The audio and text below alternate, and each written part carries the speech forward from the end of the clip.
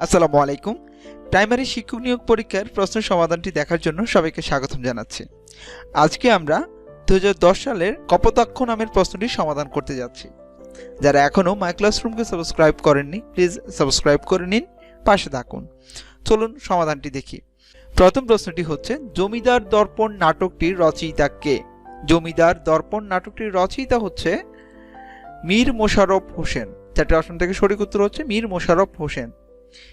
দ্বিতীয় নম্বর প্রশ্নটি, দেনা পাওনা উপন্যাসটি রচনা করেছেন কে?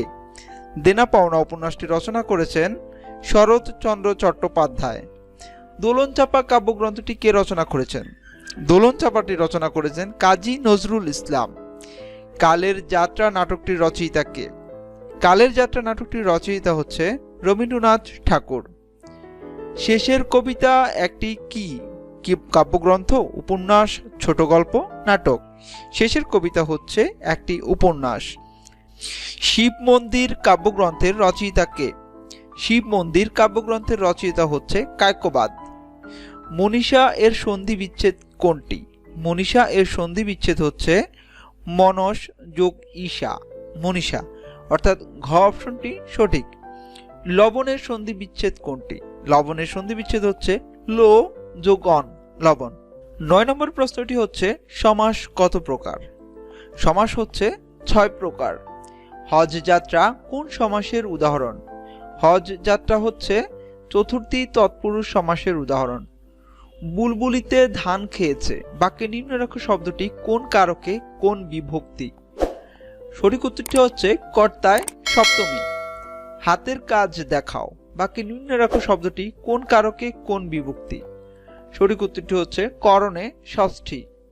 নিচে শুদ্ধ বানানটি দেখাতে বলা হয়েছে। দ্বিতীয় অপশনটি শুদ্ধ বানান। 14 নম্বরও একটি শুদ্ধ বানান বের করতে বলা হয়েছে। সঠিক উত্তরটি হবে ঘ অপশনটি, গয়রেপেলা গৃহ, হরিশিকার হি, মূর্ধন্য দীর্ঘিকার গৃহিণী। 15 নম্বর প্রশ্নটিও শুদ্ধ বানান নিয়ে। ভবিষ্যৎবাণী এর শুদ্ধ বানান কোনটি হবে? এর শুদ্ধ বানান হবে 3 নাম্বার, অর্থাৎ গ অপশনটি সঠিক, ভবিষ্যৎবাণী। পৃথিবী এর সমার্থক শব্দ নয় কোনটি? 4টে অপশন থেকে সঠিক উত্তর হচ্ছে যামিনী। অন্ধকারের সমার্থক শব্দ নয় কোনটি? অন্ধকারের সমার্থক শব্দ নয় কাজল। পর্বতের সমার্থক শব্দ নয় কোনটি? পর্বতের সমার্থক শব্দ নয় শিলা। তিমিরের বিপরীতার্থক শব্দ কোনটি? তিমিরের বিপরীতার্থক শব্দ হচ্ছে আলো। মুক্ত এর বিপরীতার্থক শব্দ কোনটি? মুক্ত এর বিপরীতার্থক শব্দ হচ্ছে বদ্ধ। 21 নম্বর প্রশ্নটি হচ্ছে, বাকেটের শুদ্ধ বানান কোনটি? সঠিক উত্তরটি দেখে নিব। বাকেটের শুদ্ধ বানান হচ্ছে BOUQUET, বাকেট। 22 নম্বর প্রশ্নটি হচ্ছে, ফরেনারের শুদ্ধ বানান কোনটি? ফরেনারের শুদ্ধ বানান হচ্ছে FOREIGNER, ফরেনার। লাভ শব্দটির নাউন হচ্ছে, লাভ শব্দটির নাউন হচ্ছে লাফটার। ফুল শব্দটির সিনোনিম কি? ফুল শব্দটির সিনোনিম হচ্ছে ফিল। অ্যাবলিশ শব্দটির সিনোনিম কি? অ্যাবলিশ শব্দটির সিনোনিম হচ্ছে ক্যান্সেল। ইফোর্ট শব্দটির সিনোনিম কি? ইফোর্ট শব্দটির সিনোনিম হচ্ছে অ্যাটেম্পট। 27 নম্বর প্রশ্নটি হচ্ছে, Socrates was accused dash misleading the young section of Athens. বাক্যের শূন্যস্থানে সঠিক শব্দটি কি বসবে? বাক্যের শূন্যস্থানে বসবে of. He is accessible dash all. এখানে বাক্যের শূন্যস্থানে কি বসবে? বসবে to. He is accessible to all. Accept শব্দটির নাউন কি? অ্যাকসেপ্ট শব্দটির নাউন হচ্ছে অ্যাকসেপ্টেন্স। এনভি শব্দটির অ্যাডজেক্টিভ হচ্ছে এনভিয়াস। অ্যাচিভমেন্ট শব্দটির শুদ্ধ বানান কোনটি? অ্যাচিভমেন্ট শব্দটির শুদ্ধ বানান হচ্ছে ACHIEVEMENT,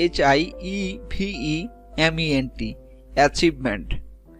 কোনটি জুয়েলারি শব্দের শুদ্ধ বানান? নিচের শুদ্ধ বানান কোনটি জুয়েলারি শব্দের? জুয়েলারি শব্দের শুদ্ধ বানান হচ্ছে JEWELLERY, জুয়েলারি। নিচের কোনটি শুদ্ধ বাক্য? 4টি বাক্য রয়েছে। সঠিক শুদ্ধ বাক্যটি হচ্ছে I feel hungry.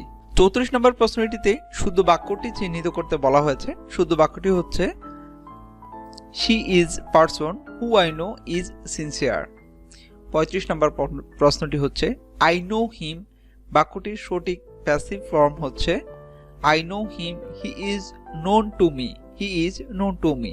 He said tell me boy is the miller within বাক্যটির সঠিক ইনডিরেক্ট স্পিচ কি হবে?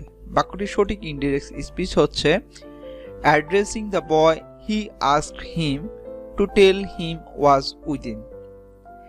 38 নম্বর প্রশ্নটি হচ্ছে I said to him will you follow me বাক্যটির সঠিক ইনডিরেক্ট স্পিচ কি হবে? বাক্যটির সঠিক ইনডিরেক্ট স্পিচ হবে I asked him if he would follow me. The idiom tooth and nail এর অর্থ কি?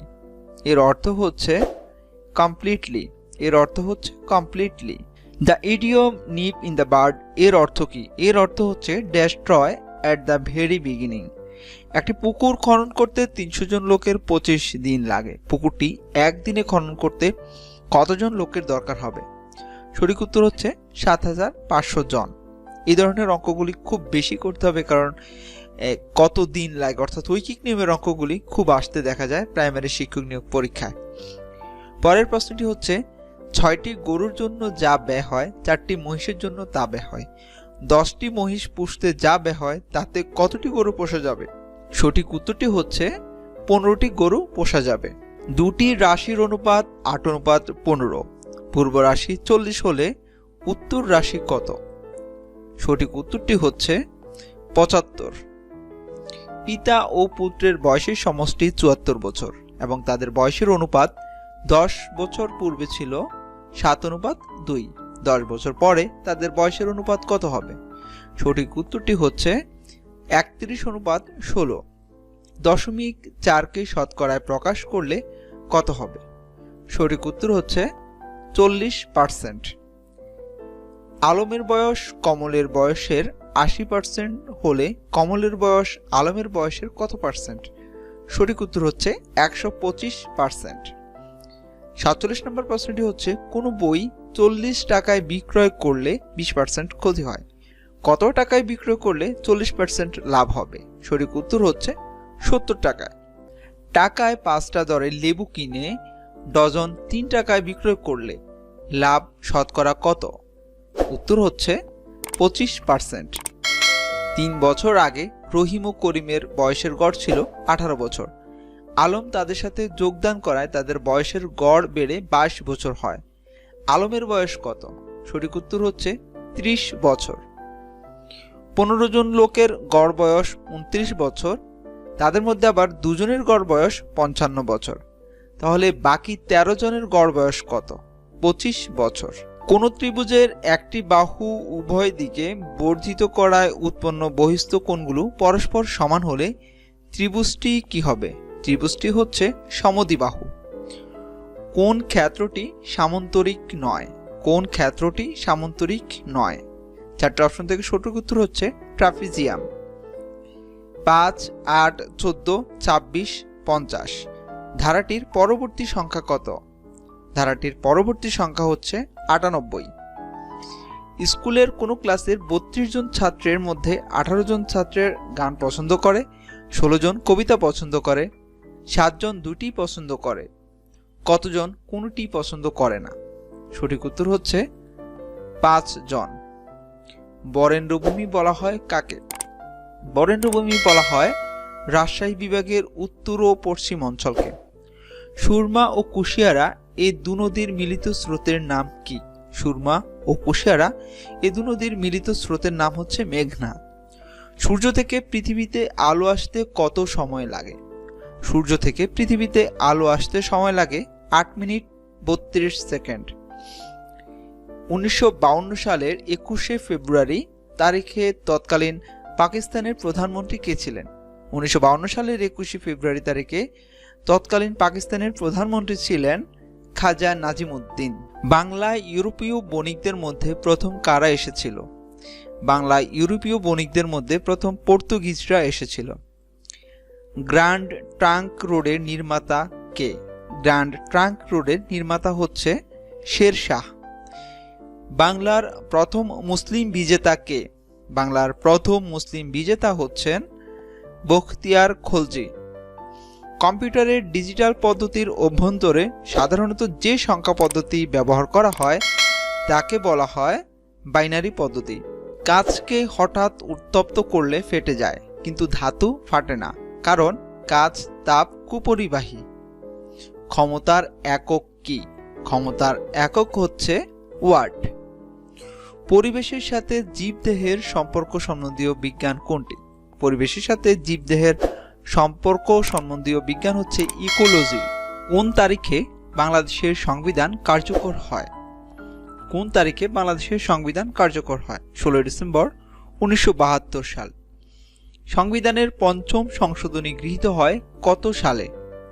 সংবিধানের পঞ্চম সংশোধনী গৃহীত হয় 1978 সালে। প্রথম সাব গেমস অনুষ্ঠিত হয় কোথায়? প্রথম সাব গেমস অনুষ্ঠিত হয় কাঠমান্ডুতে। বাংলাদেশে বাধ্যতামূলক প্রাথমিক শিক্ষা কখন থেকে চালু হয়? বাংলাদেশে বাধ্যতামূলক প্রাথমিক শিক্ষা চালু হয় 1 জানুয়ারি 1992 সালে। নিচের কোন উক্তিটি সঠিক? নিচে 4টি উক্তি রয়েছে, সেখান থেকে কোন উক্তিটি সঠিক? সঠিক উত্তর হচ্ছে বায়ু একটি মিশ্র পদার্থ। তা যে পর্যন্তই। এতক্ষণ পর্যন্ত যারা আমাদের সাথে ছিলেন সবাইকে অসংখ্য ধন্যবাদ জানাচ্ছি। সেই সাথে যারা প্রাইমারি শিক্ষক নিয়োগ পরীক্ষার জন্য প্রস্তুতি নিচ্ছেন তাদের জন্য বলছি, অবশ্যই আপনারা বিগত বছরগুলির বিসিএস এবং শিক্ষক নিবন্ধন, শিক্ষক নিয়োগ, প্রাইমারি শিক্ষক নিয়োগ পরীক্ষা সহ সকল পরীক্ষার প্রশ্নগুলি সমাধান করে নেবেন। আশা করা যায় এতে কিছু প্রশ্ন কমন পেয়ে যাবেন এবং আপনি বুঝে যাবেন যে কোন ধরনের প্রশ্নগুলি আসে এবং কি রকম আসে, সেটা একটা অভিজ্ঞতা হয়ে যাবে। সবাই ভালো থাকবেন। আসসালামু আলাইকুম।